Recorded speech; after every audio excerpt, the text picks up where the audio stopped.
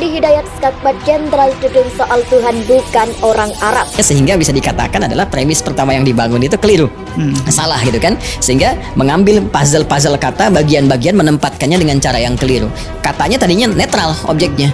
Ini Tuhan, itu orang Arab gitu kan. Itu netral saja, tapi ketika digabungkan jadi salah.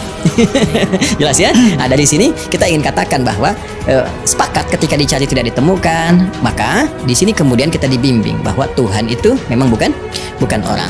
Tuhan. Kita selaku warga negara punya kewajiban hukum untuk ikut menegakkan hukum dengan melaporkan satu dugaan tindak pidana, dan apalagi tadi tindak pidananya sudah diketahui secara khalayak. Kalau dalam konteks agama ini sudah maklum, sudah diketahui umum, namun karena tidak ada proses dari aparat penegak hukum, baik aparat hukum yang berwenang terhadap sipil maupun terhadap militer, maka tadi sudah disampaikan kita melakukan pengaduan pelaporan terhadap adanya peristiwa dugaan tindak pidana tadi ke institusi kepolisian dan juga di institusi TNI. Kami berharap laporan kami bisa ditindaklanjuti dan agar jadi bukti bagi segenap masyarakat bahwa hukum di negeri ini masih ada, penegakan hukum di sini masih dapat ditegakkan secara equal. Tidak ada perbedaan apakah dia rakyat biasa atau seorang tentara atau jenderal atau siapapun. Secara sadar, logika kita secara nalar itu pasti akan membimbing kita bahwa sifat Khalik, karakter Khalik itu mesti beda 100%, 100% harus berbeda. Kalau ada di atas itu 1000%, 1.000.000%, mesti totally different ya.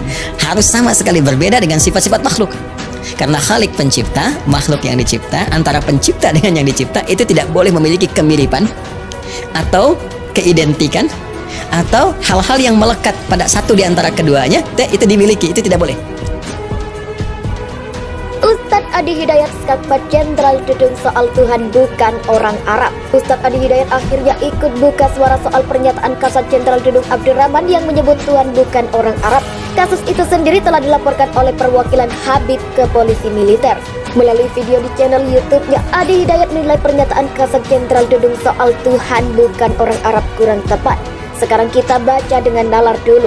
Ini bisa kita uji dengan pertanyaan. Jadi menguji benarnya pernyataan salah satunya dalam ilmu logika dengan pertanyaan.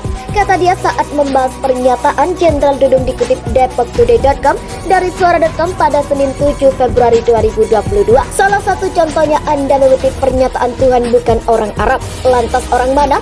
Bisa terjawab. Kalau itu melahirkan kebingungan, maka pernyataan yang dibangun rapuh karena sifat akal itu mengejar hingga bisa ditangkap dengan nalar dianggap sebagai kewajaran, dan dengan kewajaran itu ditransformasikan kepada jalan pikiran kita dan membimbing ekspresi tubuh kita untuk bersikap, sambungnya. Menurut Ustadz Adi Hidayat, pernyataan itu seolah menjelaskan bahwa premis mengenai Tuhan bukan orang Arab ada yang rapuh. Yang rapuh setelah ditelusuri ternyata Tuhan bukan orang. Premis yang pertama dibangun itu keliru ketika digabungkan. Tuhan itu memang bukan orang Arab. Tuhan harus lepas dari keorangan, kemudian memang tidak ada kaitannya dengan etnis, ujarnya. Ia kemudian mengatakan bahwa dalam Al-Quran, Allah sendiri mengatakan Allah adalah Khalik, sang pencipta. Hal itu seperti ditegaskan dalam Al-Quran surat ke-15 ayat 28. Sifat ini harus sama sekali berbeda dengan makhluk, karena sang pencipta dan yang dicipta tidak boleh ada kemiripan atau identik. Hal itu jelas ada dipertegas di surat ke-42 ayat 11.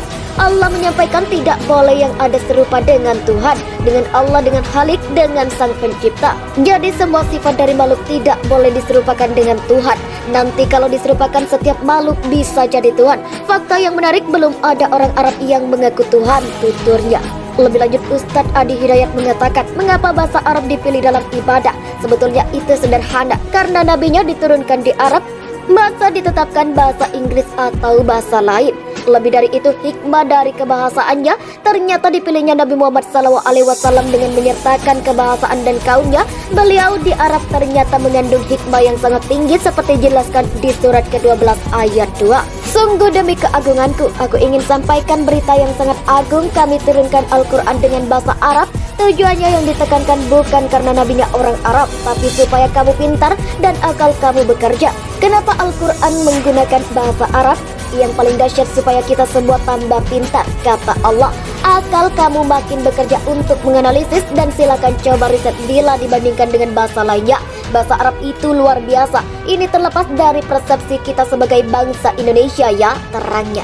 Lebih jauh Adi mengungkapkan bahasa Arab itu kalau diriset memiliki sejumlah keistimewaan. Salah satunya merupakan satu-satunya bahasa yang semua hurufnya keluar dari semua tempat penyimpanan huruf dalam tubuh yang jumlahnya 17 tempat. Selain itu, bahasa Arab ketika digunakan sebagai bahasa komunikasi mampu bertahan tanpa adanya penyempurnaan sehingga tidak dikenal dengan adanya ejaan yang disempurnakan. Selain itu, hikmahnya bahasa Arab dipilih jadi bagian yang ditetapkan untuk menghadirkan nilai Quran, yakni penjagaan terhadap Quran supaya tidak bisa direvisi, tuturnya.